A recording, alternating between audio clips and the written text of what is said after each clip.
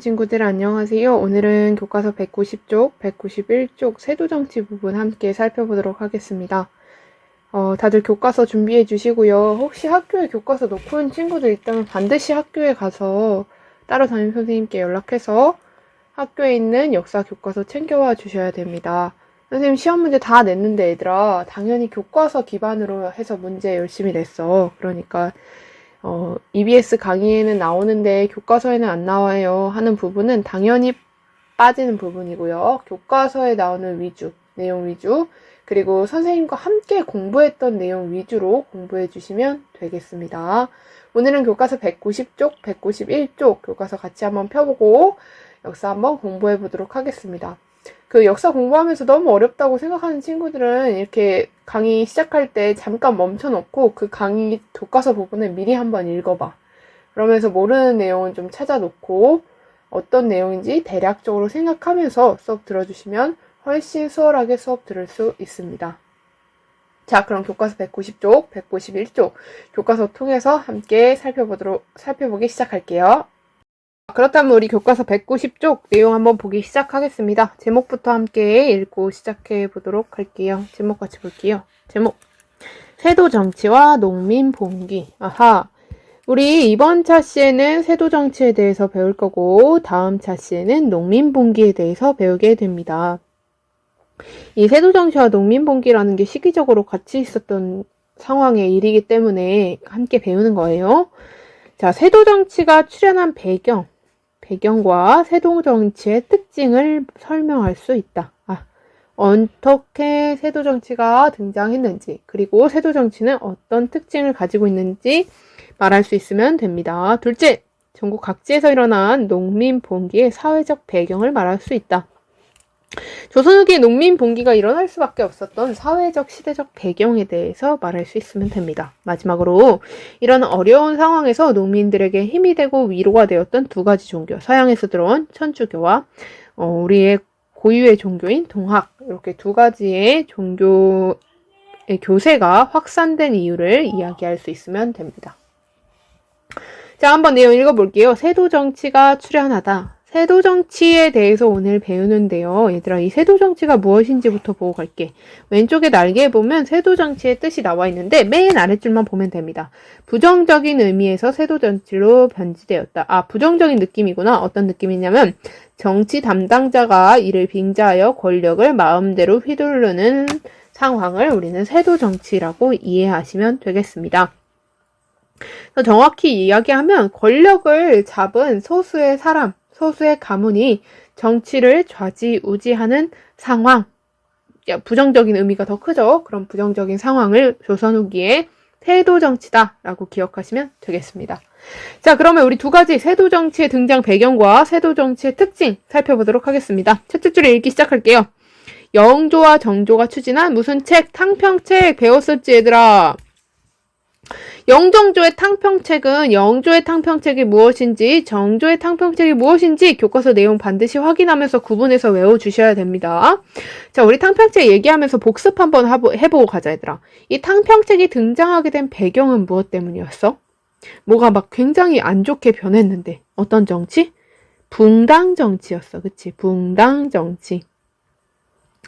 붕당정치라 함은 사림이 같은 학문을 공부했거나 같은 정치적 계열이 있는 사람들끼리 모여서 당을 형성했지. 그래서 동인, 서인, 그리고 서인, 남인, 그리고 시간이 지나서 서인은 다시 한번 노론과 서론으로 나뉘어졌었지. 근데 이 붕당 정치가 초반에는 서로 잘 견제하고 온건한 비판과 또 정치를 바르게 이끌고자 하는 긍정적인 역할을 했지만 시간이 지나갈수록 상대 당의 존재 자체를 부정하는 일들이 벌어지는데 두 가지 사건들 배웠었지. 첫째, 예속 논제. 기억나지 얘들아? 자의대비가 죽었을 때 그 상복을 3년 입냐, 자의대비가 상복을 몇 년 입냐의 문제였지. 그치? 효종이 죽었을 때, 그리고 효종비가 죽었을 때 자의대비가 상복을 몇 년 입냐의 문제로 예를 둘러싼 논쟁이 벌어졌는데 그게 바로 예속. 그리고 두 번째, 환국, 숙종 때 있었던 환국이 있었죠. 정치적인 상황이 손바닥 뒤집듯이 휙휙 바뀌는 거야. 그리고 상대 당을 내쫓거나 심지어 사약을 내려서 죽이기까지 했던 사건들, 그 사건이 바로 환국이었습니다. 이런 예선과 환국을 거치면서 이제는 붕당 정치가 서로 죽고 죽이는, 이제 국왕마저도 그 정치에 휘둘리게 되는 상황이 됩니다. 그러자 영조와 정조가 등장해서 이런 상황은 옳지 않아 라고 하면서 실시했던 정책, 그 정책이 바로 탕평책, 탕평정치 혹은 탕평론, 다 같은 말입니다. 이런 탕평책은 많은 성과가 있었지만, 여기다 하나 적을게 얘들아. 그래서 탕평책은 많은 성과가 있었지만 한계가 있었어. 그치? 기억나지 얘들아? 영조도 정조도 사실 노론의 세력에서 그렇게 자유로울 수 없었고, 또 정조의 개혁도 결국은 성공하지 못하고 정조가 죽음으로써 결국 실패하게 되죠.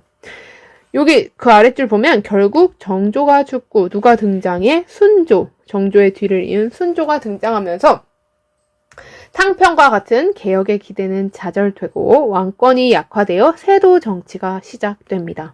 그러면서 우리 왕 3명이 등장합니다. 순조, 헌종, 철종, 세도 정치 시기의 왕 3명입니다. 이 3명의 왕이 3대의 60여 년 동안 암동 김씨, 풍양조씨 등의 노론 출신의, 노론 중에서도 몇 개의 가문, 소수의 가문이 대부분의 권력, 또 중요한 권력의 자리를 독점하면서 국정을 마치 왕인 마냥 좌지우지하게 되는 상황, 그런 상황이 바로 세도 정치였습니다. 자, 세도 정치가 등장하게 되면서 조선 사회는 어떻게 변해가냐? 그 내용, 그 특징이 9월에 나와 있습니다. 세도 정권의 등장으로 정치 기강은 크게 문란해졌다. 아하, 이 문란이라는 단어 굉장히 좋지 않은 단어죠. 힘 있는 자에게 줄을 대지 않으면 과거에 합격할 수 없었으며, 야, 과거 시험은 어떻게 합격하는 거야? 그래, 공부 열심히 하고 똑똑한 사람이 합격하는 건데 이제는 그게 아니야.